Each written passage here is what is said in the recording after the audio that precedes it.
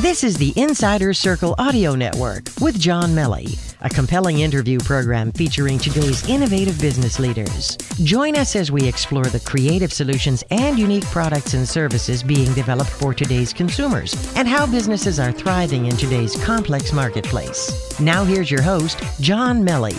Hello, everyone, and welcome to the program. We have a fun interview today.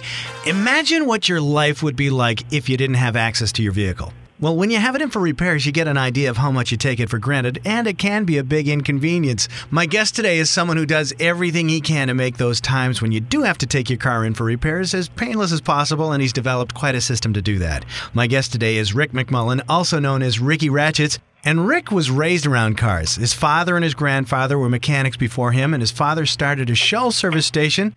And Rick was initially involved in grounds maintenance and shop cleanup. And as he grew older, his interest in fixing vehicles for customers and for himself grew.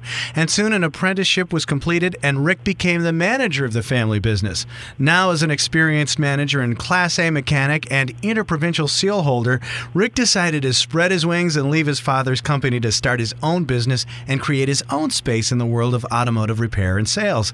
So Ricky Ratchets Auto Repair was created and opened its doors in October of 1993.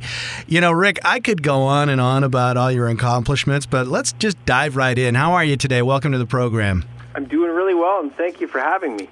Sure. Question. Ricky Ratchets. Where'd it come from? Well, before I ever opened the company, my wife and I were driving on the highway, and she said, if you were going to open your own company, what would you call it? I said, I'd call it Ricky Ratchets. Yeah? There was ratchets in our toolboxes. We used them on cars every day. And all the older mechanics used to call me Ricky Ratchet. No kidding. Yeah, no kidding. There goes Ricky Ratchet. That's right. Well, it has a little bit of an alliterative quality to it, nice ring to it, so I suppose that makes sense. So, Ricky Ratchets, you created it. It opened its doors in October of 93.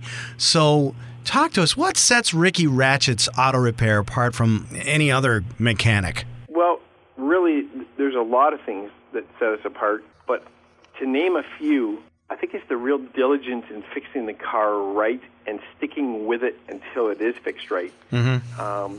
Hence, the loaner cars really came to be because we would give somebody a car to drive while we're looking into that hard-to-find problem. And you know what? Sometimes that takes a considerable amount of time, and you really want to focus on the car. Mm-hmm. And that's what really sets us apart. We're not just the mill of fixing cars, like pushing them in, pushing them out. We actually take the time to look at them and really inspect them and give them a good, solid look over and find the real problem.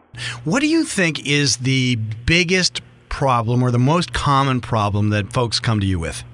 You know, the check engine light is a big problem. The check engine light appears on their dash. They've got no idea what to do about it. There's an electrical issue. We get assigned that a lot and asked to figure out what that is and how to keep that off. What's typically behind it?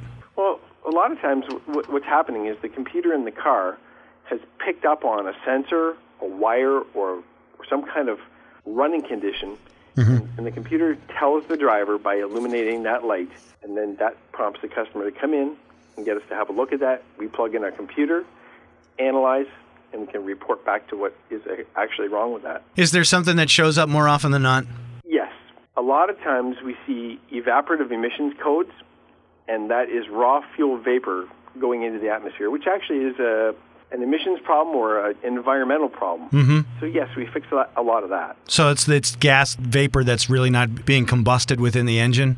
The modern-day car is designed to capture that vapor and control it and burn it in the engine. And what the manufacturer designed it to do was to keep that vapor and not let it into the atmosphere. Okay. And so when there's an excess of that vapor, then you get the little warning light, right? That's right. Okay. It's a big problem. You know what? I'm looking at the clock. My producer's waving madly at me. We need to take a quick break, but when we come back, I want to ask you, what's the one thing that car owners can do to keep their cars running well, okay? Okay. All right, we'll be right back after this.